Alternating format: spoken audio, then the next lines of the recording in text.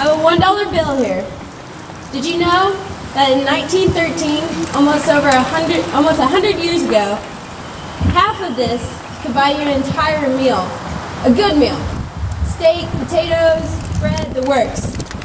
Can you imagine feeding your entire family a full meal for $2? You can't even do that at McDonald's anymore. This is the result of the central banking system that was put in place in 1913. Since that year, the Federal Reserve has foolishly caused our dollar to lose over 95% of its purchasing power. Think about it. Everyone's pointing fingers at politicians. You stole my money. You stole my money through taxes, fees. But we've been letting the biggest crooks of all slip on by. Anytime they bail out a bank or a company or even our government, they're stealing money right out of our pockets. I'm talking about theft by inflation. The Fed is so powerful it can steal your money without even putting their hands in your pockets. They don't have to threaten you with prison if you don't pay. They don't even have to tell you they did it. They just do it. And the worst part about it is that we can't even hold them accountable. How many of you in the last election voted in a member of the Federal Reserve? Nobody. You can't. They're a private institution made up of 22 banks, in which the majority of the primary owners are actually European.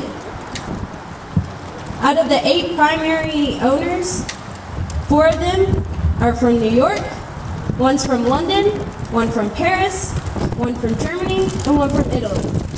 That's right. You have non-U.S. citizens deciding the value of your currency and ultimately the state of your economy. I hope many of you are thinking, how in the world is this constitutional? Your intuition is correct. Article 1, Section 8 clearly states that Congress shall have the power to coin money and regulate the value thereof. It doesn't say establish a central bank with foreign investors and people with special interests.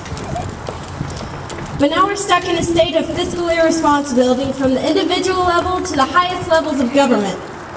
What the Federal Reserve teaches us is that we don't have to be fiscally responsible.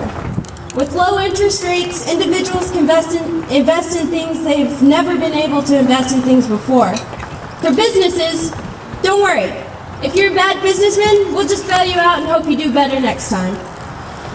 Even Congress acts like children in this environment. Parents, would you give your children money anytime they ask? Or would you make them earn it so that they learn the value of it and learn to spend it responsibly?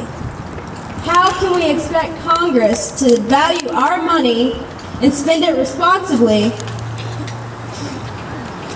if they can just turn to the Federal Reserve and say, hey Ben, why don't you print me another $1 million or so? I got a bridge to build in Alaska for some votes.